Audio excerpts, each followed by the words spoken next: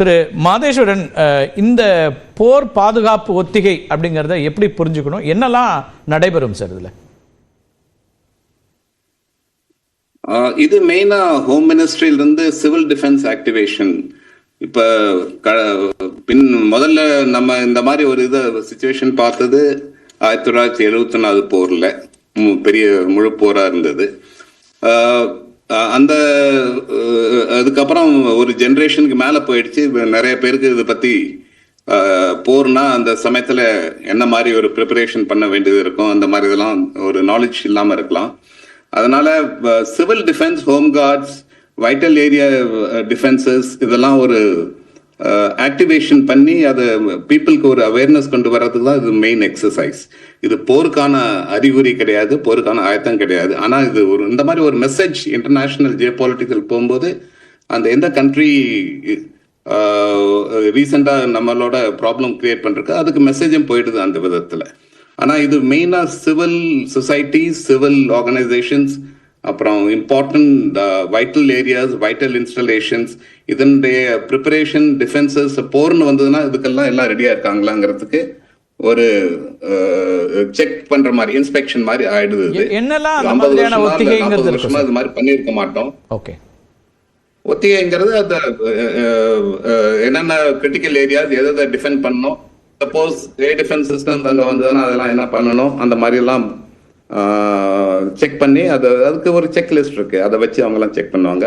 அதே மாதிரி பீப்புள் வந்துட்டு யார் யார் அது இம்பார்ட்டன்ட் அஃபீஷியல்ஸ் அந்த ரெஸ்பான்சிபிலிட்டி எடுத்து என்னென்ன பண்ணணும் அதெல்லாம் ஒரு ஒத்திகை பார்ப்பாங்க. அதெல்லாம் அதே மாதிரி காமன் பீப்புள் வந்துட்டு சப்போஸ் ஒரு ஏர் ரைட் வந்ததுன்னா எங்கே போய் ஷெல்டர் எடுக்கணும், எந்த மாதிரி இடத்துல ட்ரென்ச்சஸ், பாம்பு ஷெல்டர்ஸ்க்கான ட்ரென்ச்சஸ் வெட்டி எங்கெல்லாம் பண்ணணும், அதுக்கெல்லாம் ஒரு ப்ரிப்பரேஷன் மாதிரி நாலேஜ் இதில் பண்ணி கொண்டு வந்துடுவாங்க. அதெல்லாம் இது இம்பார்ட்டன்ட் ஆக்டிவிட்டி ஆக்சுவலி. இல்லை, இப்போ 1971 நீங்கள் குறிப்பிட்டீங்க, கடந்த முறை நடந்தது இந்த போர் ஒத்திகை அப்படின்னா, அப்போ பெரிய அளவுக்கு ஒத்திகை நடத்தப்பட்டது. இப்போது தாஜ்மஹால் மாதிரியான நினைவு சின்னங்கள்லாம் கூட மறைக்கப்படுவதற்கான வாய்ப்பு, அந்த மாதிரியான முயற்சிகள்லாம் எடுத்தாங்க. அப்போ ஒரு சணல் துணியில் பச்சை கலரில் அதுக்கு போர்த்தி அது தூரத்துலேருந்து பார்த்தா தெரியாதுங்கிற அளவுக்கு பெரிய இடங்கள்லாம் கூட, தாஜ்மஹால் மட்டுமல்ல, டெல்லியில் இருக்கக்கூடிய குதுப்பினாரில் தொடங்கி பல கட்டடங்கள் அப்படி செய்யப்பட்டது. அல்லது அதே போல் போலியான மின்சார உற்பத்தி நிலையங்கள் அதையெல்லாம் கூட கிரியேட் பண்ணாங்கலாம் செய்திகளில் பார்க்குறோம்.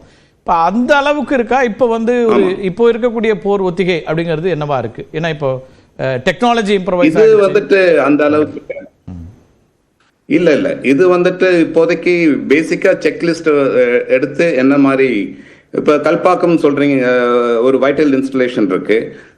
இப்போ சப்போஸ் அதுக்கு எதுவும் த்ரெட் வந்ததுன்னா அது எப்படி டிஃபெண்ட் பண்ண, த்ரெட்ஸ் ஏர் த்ரெட் மட்டும் கிடையாது, மற்ற மாதிரி சர்ஃபேஸ் த்ரெட், டெரரிஸ்ட் த்ரெட் எல்லாமே அந்த இதில் இன்க்ளூடடாக இருக்கு. டெரரிசம் பொறுத்த வரைக்கும் இன்டர்னல் த்ரெட் வரைக்கும் கான்ஸ்டன்டாக நம்ம அதை எவாலுவேட் பண்ணி நம்ம ப்ரிப்பேர்டாகவே இருக்கிறோம். ஆனால் போருங்கும் போது மற்ற விதமான பாம்பிங் அதெல்லாம் ஆகலாம்ல, அதுக்காக ஒரு செக்லிஸ்ட் மாதிரி இருக்கு. 71 பண்ணும்போது ரெகுலராக இந்த மாதிரி கேமஃப்ளாஜ்ங்கிறது இதில் ஒரு important element, camouflage and concealment. அதுக்காக எப்படி அது அட்டென்ஷன் டிஸ்ட்ராக்ட் பண்ணி ராங் ஏரியாவுக்கு, ராங் டம்மி டார்கெட்ஸ்க்கு எப்படி டைவெர்ட் பண்ணுறதுங்கிற மாதிரிலாம் ப்ராக்டிசஸ் எல்லாம் வரலாம். ஏஃபீல்டு கன்சீல்மெண்ட் இருக்கு, ஏஃபீல்டு டம்மி டார்கெட்ஸ் போடுவாங்க, அதெல்லாம் அந்த மாதிரிலாம் இருக்கு. ஆனால் இது ஹோம் மினிஸ்ட்ரி கீழே வர்றதுனால மெயினாக civil defence, home cards, civil installations, அப்புறம் வைட்டல் ஏரியா இன்ஸ்டாலேஷன்ஸ் இதெல்லாம் ஒரு செக்லிஸ்ட் மாதிரி ஒரு ஆக்டிவேட் பண்றாங்க, அலர்ட் பண்றாங்க. இப்போ தமிழ்நாட்டில் நீங்க சொன்ன மாதிரி கல்பாக்கம், ஆவடி அப்படின்னு சில இடங்கள், 4 இடங்கள்ல இந்த போர் ஒத்திகை நடைபெறும் அப்படின்னு அறிவிச்சிருக்காங்க. இந்த இடங்கள் தேர்வுங்கிறது எதனால இந்த குறிப்பிட்ட இடங்கள் இது முக்கியத்துவம் வாய்ந்த இடங்களாக இருக்குன்னு பார்க்கறதா, அல்லது த்ரெட் இருக்கும் அப்படிங்கிற மாதிரியானதா பார்க்கணும்? ஏன்னா மக்கள்கிட்ட நிறைய பல்வேறு விதமான செய்திகள் போய் சேர்றதுனால அதை கிளாரிஃபை பண்ணா நல்லதுன்னு நினைக்கிறேன். ஒரு நாட்டுக்கு எப்பவுமே இந்த வைட்டல் ஏரியாஸ், வைட்டல் இன்ஸ்டலேஷன்ஸ்ங்கிறதெல்லாம் எப்பவுமே கான்ஸ்டன்டா அதை அப்டேட் பண்ணிக்கிட்டே இருப்போம். அது போர் இருந்தாலும் சரி, இல்லாட்டினாலும் அதுக்கான டிஃபென்ஸ் முறைகள் எப்படி இருக்குங்கிறத பிளானிங் ஸ்டேஜ்ல எப்பவுமே இருக்காது எல்லாமே. அதனால முக்கியமான ராணுவ உற்பத்தி செய்யற தளவாடங்கள் உற்பத்தி செய்யற ஃபேக்டரிஸ் ஆவடி மாதிரி இருக்குது. பெரிய டேம்ஸ், எலக்ட்ரிக்கல் ஹப் சென்டர்ஸ், அப்புறம் பெரிய ரயில்வே யார்ட்ஸ், அந்த மாதிரி இதெல்லாம் இந்த லிஸ்ட்ல வந்து அடங்கும். அதே மாதிரி பவர் எனர்ஜி உற்பத்தி பண்ற ரிஃபைனரிஸ் ஆகட்டும், இது கல்பாக்கம் மாதிரி ஒரு நியூக்ளியர் பாஸ் இன்ஸ்டலேஷன் ஆகட்டும், அதெல்லாம் அதில் அடங்கும். அதே சமயத்தில் இன்னொன்று சொல்றேன், நம்ம இந்தியா பாகிஸ்தான் பொறுத்த வரைக்கும் ஒரு அக்ரிமெண்ட் இருக்கு. போர்னு வந்தா கூட நம்ம ரெண்டு சைட்லயும் நியூக்ளியர் இன்ஸ்டலேஷன் நம்ம தொட மாட்டோங்கிற ஒரு அக்ரிமெண்ட் இருக்கு. ஆனாலும் கூட எல்லாமே பாதுகாக்கப்பட வேண்டியதாகும். அதுக்கான லிஸ்ட், அதுக்கு அப்டேட்டட் லிஸ்ட் இருக்கும் கட்டாயமா. அதுல ப்ரொசீஜர்ஸ் கிளியரா அதுல அதுபடி தான் ஃபாலோ பண்ணும். ஓகே, இப்போ என்ன நிறைய ஒப்பந்தங்கள் ரத்து செய்யப்பட்டிருக்கு, ஆனால் நீங்கள் சொல்லக்கூடிய ஒரு முக்கியமான ஒப்பந்தம் இன்னும் ரத்து செய்யப்படல, அது நடைமுறையில் இருக்கு. எனவே அதுவும் கவனத்தில் இருக்கக்கூடியது. நான் முதல் கட்ட கருத்தை எடுத்துக்கிறேன் சார். திரு மாணிக்கம், இந்த போர் ஒத்திகை அப்படிங்கிறது மூலமாக என்ன செய்தி நம்ம சொல்கிறோம், அல்லது இப்போது நடந்து கொண்டிருக்கக்கூடிய இந்த விவகாரங்களை நீங்கள் எப்படி பார்க்குறீங்க? ஒன்று ஜியோ பாலிட்டிக்ஸ்லையும் இப்போ பாகிஸ்தானுக்கான செய்தியாக நாம் சொல்லக்கூடியதாக இருக்கிறதா, உலக நாடுகளுக்கு நாம் சொல்லக்கூடிய செய்தியாக இருக்குதா? ஐக்கிய நாடுகள் சபையும் கூட இதில் தலையிட்டிருக்கிறாங்க, ஐநாலையும் நீங்கள் பணியாற்றி இருக்கிறீங்க, எப்படி பார்க்குறீங்க இந்த விஷயம்? வணக்கம். நம்ம போன தடவை பேசும்போதே சொல்லியிருக்கேன், நான் வந்து அரசாங்கம் வந்து முடிவு எடுத்து ஒரு முக்கியமான நடவடிக்கை எடுப்பாங்க. அது எந்த மாதிரி நடவடிக்கைங்கிறது நம்ம பொறுத்திருந்தா பார்க்கணும். ஆனால் இது வந்து நம்ம வந்து ரொம்ப கேர்ஃபுல்லாக வந்து டிவி சேனல் எல்லாம் வந்து சொல்லும்போது மக்கள்கிட்ட வந்து இது ஒரு பேனிக், அதாவது ஒரு சிச்சுவேஷனை வந்து ஒரு உண்டாகக்கூடாது. இது இப்போ 1971 நடந்த வார் வேற மாதிரி, இப்போ உள்ள நடக்கக்கூடிய வார்கள்லாம் வேற மாதிரி. ஏன்னா இப்பெல்லாம் ட்ரோன் அட்டாக் பண்றாங்க. ஸோ அதனால தான் வந்து இந்த சிவில் டிஃபென்ஸ் ட்ரில் வந்து நடந்துகிட்டு இருக்குது.